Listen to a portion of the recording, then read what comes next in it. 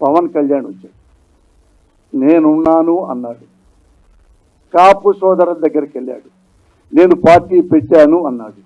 నేను ముఖ్యమంత్రిని అవుతాను అన్నాడు.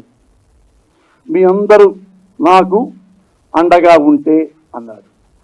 అని చంద్రబాబు నాయుడిని, బాలకృష్ణని, నారా లోకేష్ బాబుని, పవన్ కళ్యాణ్ తిట్టని తిట్టిళ్ళం పచ్చి బూతులు తిట్టాడు చంద్రబాబుని.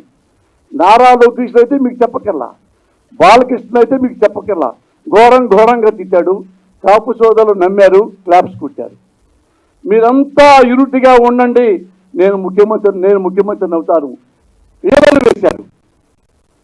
చాలా సంతోషపడ్డాడు. పోనీలే రంగా గారు పోయారు, రంగా అంత కాకపోయినా ఈయన కూడా మనకు అండగా ఉంటాడు అని ఆశపడి వాళ్ళందరూ యూనిట్గా ఉంటే ఈయన వారాహి కూడా కొనుక్కొచ్చాడు. వారాహి మీద దిగాడు. అందరితో ఉన్నారు, విధులు చేస్తున్నారు.